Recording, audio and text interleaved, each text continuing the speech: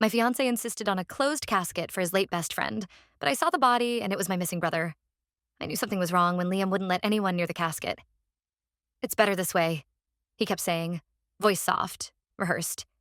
Ethan wouldn't want people remembering him like that.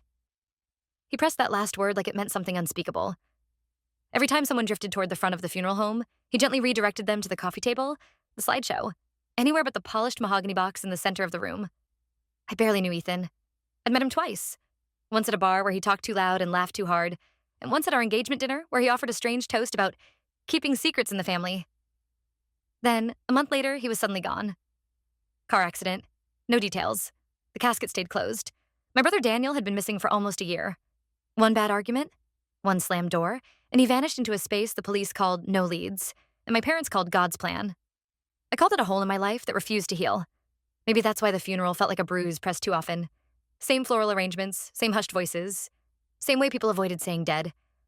I watched Liam move through the room, shaking hands, comforting, guarding the casket. "Did Ethan have any family?" I asked quietly. Liam hesitated. "No one close. That's why I'm handling everything." Something in me tightened. No parents, no siblings, no one who wanted to see him one last time? His jaw clenched. "Trust me, this is for the best." He went to speak with the priest, leaving me alone near the front. The funeral home was dim, the overhead lights low and respectful. The casket was within reach.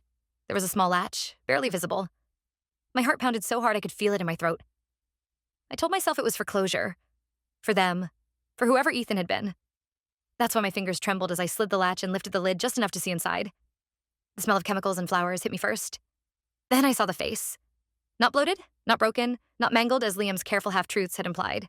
Pale. Shaved. A faint old scar along the chin from the time we'd fallen off our bikes as kids.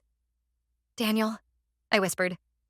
My missing brother lay in Ethan's casket, wearing a suit I had never seen, a name tag pinned to the inside of the lid. Ethan Cole. Behind me, the door clicked shut.